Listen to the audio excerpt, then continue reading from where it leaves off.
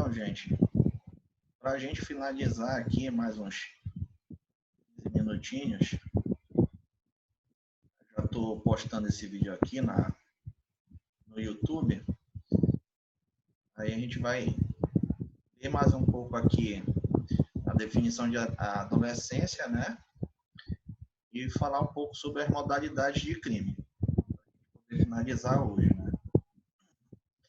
Então é importante ressaltar no presente contexto a diferenciação entre dois termos, muitas vezes usados, né? Que foi o que a Juliana estava falando, né? A questão da agressividade e a violência. Então, como você falou, né, Juliana, é o que eu costumo... Para mim isso é mais fácil de falar, porque eu treino arte marcial desde criança, né?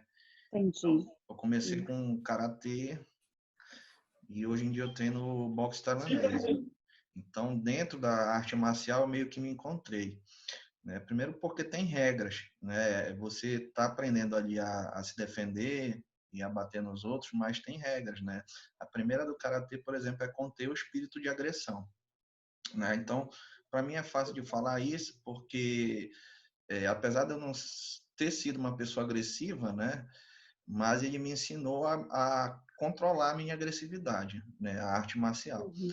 E eu costumo dizer que os adolescentes em si, geralmente, eles têm muita energia para gastar, né? Só que, às vezes, o que falta para o adolescente é o que, às vezes, a gente, como adulto, tem, é o foco, né? Saber canalizar essa energia para coisas boas, né? Então, às vezes, o que falta para o adolescente é isso, é saber canalizar, né? Uhum. Então, essa agressividade, às vezes, quando não é canalizada, né, bem trabalhada no adolescente, pode gerar problemas para ele lá na frente, né? Pode Uhum. vir a virar, passar a ser uma violência, Uhum. né? Então, as duas são diferentes, mas elas têm relação entre si, né? Porque a agressividade, se você não souber lidar, Controlar. você pode se tornar uma pessoa violenta. Aham. E por isso nessa fase é tão importante, né, professor, a questão exatamente do que o senhor falou, dos esportes de um modo geral, né? Uhum. Porque gasta energia e dá ao adolescente essa possibilidade de ter um foco ali, de se ocupar um pouco mais e poder controlar essa agressividade. Então, às vezes, a família não tem esse olhar tão importante de colocar numa prática de esporte, de acompanhar, de conversar, e aí essa agressividade que acaba ficando sem nenhuma atenção e controle, acaba se tornando uma violência, como o senhor mesmo enfatizou. E no nível ele vai falar aqui, né, Juliana, que a violência, por outro lado, aparece como uma espécie de desvio da agressividade. Ou seja, quando a pessoa não conseguiu direcionar sua agressividade para atividades produtivas, o que aponta para a desestabilização dos mecanismos de contenção, impulsividade exagerada e baixa tolerância à frustração. Então, quando a pessoa ela age de modo violento, o que isso significa psicologicamente falando, né, para a gente? Que ela está desestabilizada, ok? Dos mecanismos de contenção. A pessoa não está se segurando mais. Entendeu? Aquela história do tocou, foda-se, né? Como a gente diz, né? Não está nem aí para nada. Né? Não se contém mais. Além da impulsividade, né? Exagerada. A pessoa começa a agir sem pensar. Tá? E que, para mim, às vezes, talvez seja pior, é a baixa tolerância à frustração, né? Qualquer coisa irrita a pessoa, né? Ou então ela parte para a violência, né? Esse assim para mim é pior, né? Porque a gente tem que hoje em dia a gente vive num mundo que a gente é muito frustrado, né? As pessoas elas vivem discutindo, né? Querendo colocar a sua opinião em cima da sua, né? A sua opinião hoje em dia não vale nada, né? Então a gente vive sendo frustrado, né? E brigando por isso. Então essa questão da violência ela está bem aparente, principalmente nas redes sociais, né? Que a gente vê, onde as pessoas elas falam o que querem, né? Falam o que pensam, não estão nem aí, né? Então elas estão canalizando hoje em dia essa agressividade, né? De forma violenta, muito pelas redes sociais, né? A gente vê essa disseminação aí também, né? É importante ressaltar. Tá, Ei, então... professor, Oi, pois não. sobre esse assunto aí, né? Eu não lembro onde foi que eu vi, mas eu li ou assisti alguma coisa com relação a essa questão da frustração, né? Uhum. E essa geração mais nova que está vindo aí, de 2000 para cá, eles têm tudo muito fácil, né? É. A galera mais antiga era mais difícil, né? Por conta da... Não tinha internet e tudo. Aí quer dizer que os jovens, né, de hoje, futuramente, quando se frustrarem, quando tiverem algo, né, receberem um não de um emprego, de uma namorada e tal, eles têm a tendência maior de ter, de repente, uma depressão, de se comportar violentamente, tal, agredir as pessoas, né, por causa disso, né, não tem a capacidade de se reerguer diante de algo negativo, né, diante de uma frustração. É isso mesmo, Rodrigo, que a gente discute hoje em dia, que não sei se você já ouviu falar de geração X, Y e Z, né? A geração X é que nasceu dos anos 80, né, dos anos 90, a Y e Z, né, que nasceu do final dos anos 90 para o início do ano 2000, né? Aí, se for ver, né, tem vários estudos, principalmente da administração, por causa disso que você falou, né? Porque estão percebendo que essa geração que está chegando agora, realmente o limite de tolerância, a frustração deles é muito baixo, né? E aí estão tendo uma série de problemas emocionais, psicológicos, por conta disso, né? Não querendo dizer que a nossa época foi melhor, né? Mas a gente, por exemplo, eu sou dos anos 80, eu ganhava as coisas por mérito, né? Olha, se você se esforçar, se você passar, né, de ano e etc, você vai ganhar, né? E se eu não me esforçasse, eu não ganhava, né? Então tem muito isso, realmente essa diferença, né? É isso aí. Mas às vezes também, professor, tem a própria questão da culpabilidade da questão da família, né? Em especial os pais. Muitas vezes os pais querem, como você falou assim, você ganhava por mérito. Mas hoje, diante do contexto, assim, a família, às vezes, por questão de sair para trabalhar, de deixar os filhos, eles ficarem muito ausentes dos filhos, às vezes querem suprir essa ausência com determinados presentes, em determinadas situações, e eu acho que isso favorece de certa forma também, né? E aí, assim, eles se tornam pessoas muito frustradas quando não conseguem algo, né? É perceptível isso. Quando você trabalha com adolescente, você percebe. E na família também, no meio, quem tem filho adolescente, quem já teve, quem tem, continua tendo, você percebe isso. Porque às vezes também, Dama, porque por ser uma fase mais independente, né? Eu coloco entre aspas, Deveria ser, né? aí talvez os pais eles largam um pouco de mão nesse sentido, já, né, pode fazer por si só e etc. Só que é como você disse, né, a presença dos pais, né, por mais que eles sejam mais autônomos, né, é importante para certas orientações, para acompanhamento e etc. Muitas vezes eles não querem essa presença, assim, não se sentem bem com essa presença, chegam a não querer mesmo, né? E aí, assim, é onde a família ela tem que ter esse olhar muito atento, esse cuidado, né, para poder lidar nesse período, nessa fase. Eu costumo dizer que eu nem chamo de fase da adolescência, eu chamo fase da aborrecência, porque o povo aborrecente, mas enfim. E assim, eu particularmente considero que é uma fase muito difícil de lidar, né? Eu sou mãe, né? Já passei por essa experiência, continuo passando porque tenho uma filha adolescente.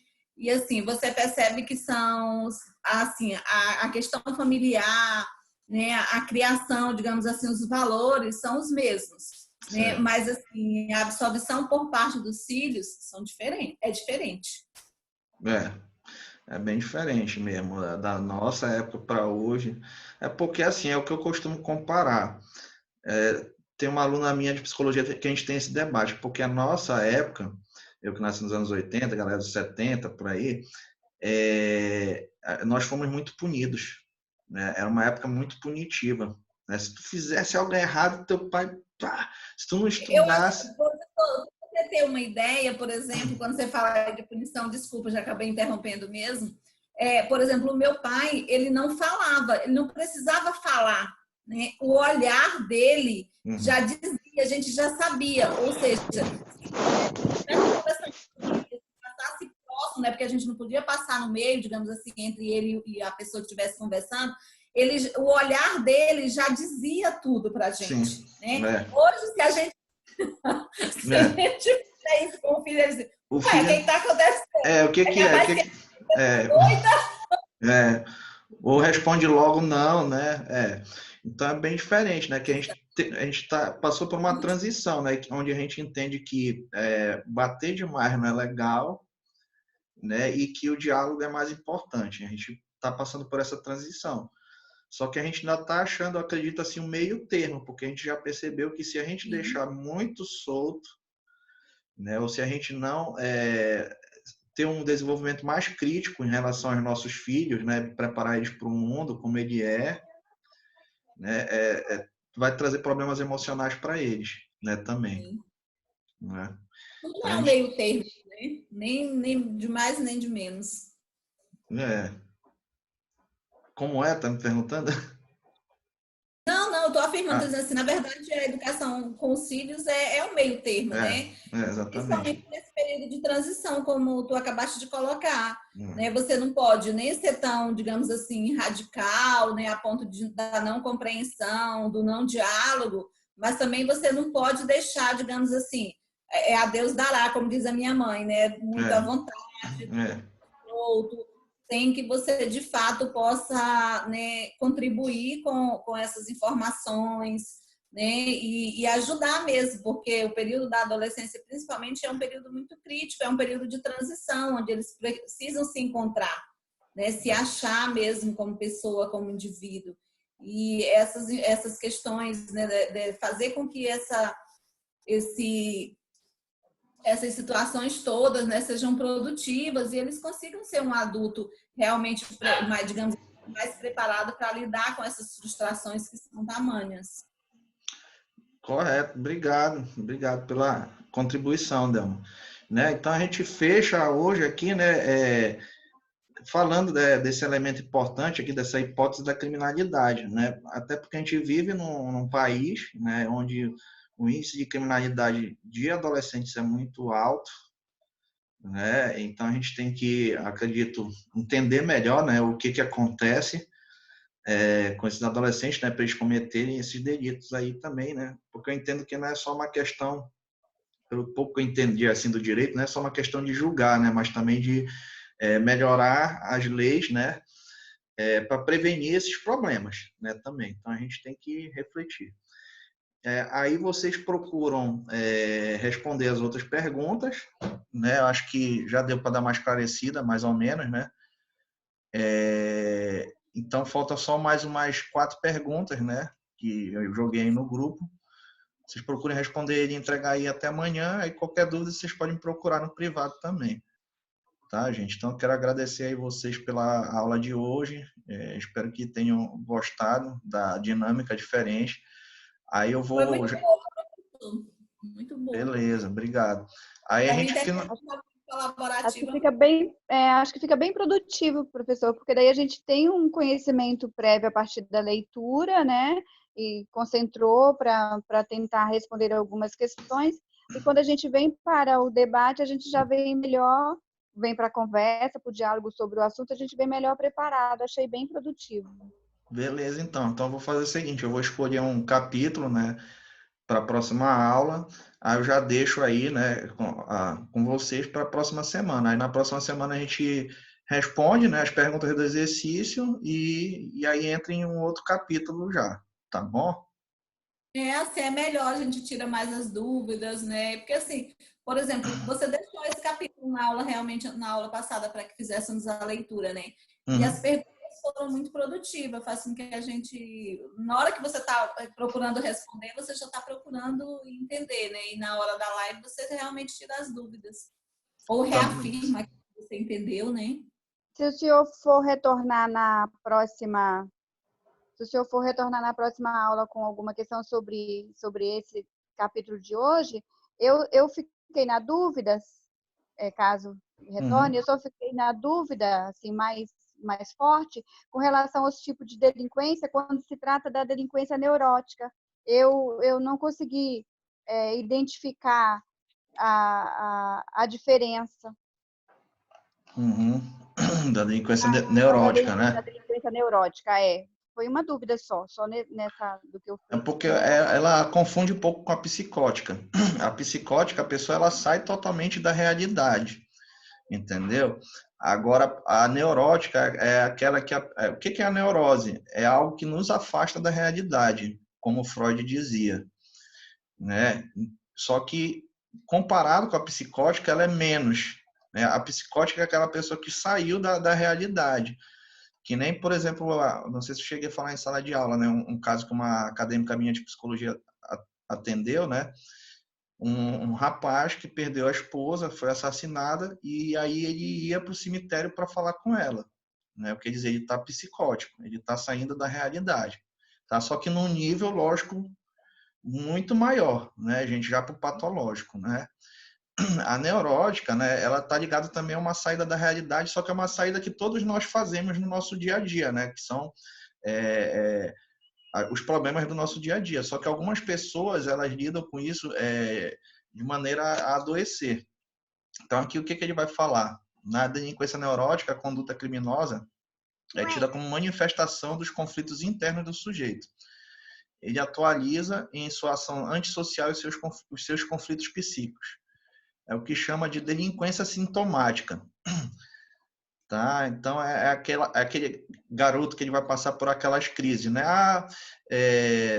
O que é esse adolescente, né? O que ele vive em sociedade? Como é que eu vou viver em sociedade se a sociedade ela é injusta, né? Se a sociedade ela é dividida em rico, pobre, né? E a gente que é delinquente. Então eu vou continuar a roubar porque a sociedade não vai mudar, entendeu? É esse discurso mais ou menos, é uma delinquência sintomática. Deu para entender mais ou menos? Sim. Só É, tirando a dúvida para terminar ele. Mas isso, tá ótimo, e então. são conflitos internos que ele sofre, entendeu? Por ele ser delinquente, né? Por quê, né? Ele pensa, por que meu colega que estuda na escola, por exemplo, tem mais do que eu e eu não tenho nada, né? Então eu vou pegar, eu vou roubar, entendeu? Porque eu Para não ser posso igual ficar a sem ele, né? nada, tá Uhum. entendendo? É um distúrbio que vai pegar aqui na cabeça dele, ele vai ficar em conflito, né? Pelo que ele está fazendo. Né? E aí ele Entendi. precisa, né, logicamente, de alguém para conversar, para orientar ele, para ele sair desse conflito. Deu Entendi. para Entendi. esclarecer? Legal? Aham, entendi. E Então, aí, a neurótica é também uma forma de de delinquência, adoecimento né? também. De adoecimento, de Só que delinquência. ele não sai Ok. muito da realidade, que nem a psicose, né? Ele fica, tipo, questionando a realidade, né? Por que a sociedade é assim, né? Por que é injusta, É. e etc, né? Que o Uhum. adolescente já tem uma questão de questionar, né? Ele já é questionador É. por si só. Agora imagine o delinquente questionador, né? Tá certo? E já tem argumento. Pois é. Conheci alguns. Tá bom, então? Tirou a dúvida aí, né? Ok, Tá, tá. então vou deixar gravando aqui, vou passar para lá pro YouTube. E é isso, gente. Obrigado, tá? Bom dia para todos aí. Até a Bom próxima. Bom dia. dia. Nessas perguntas, oh meu Deus. Valeu. Semana que vem a Tanta gente coisa em responde casa hoje. todas elas. Hoje o dia não Tchau. tá bom para responder nada na minha cabeça. Respira um pouco, vai relaxar, depois tu volta. Não, eu já respondi mais ou menos. Falta só a última. Tá bom, então. Tchau, tchau.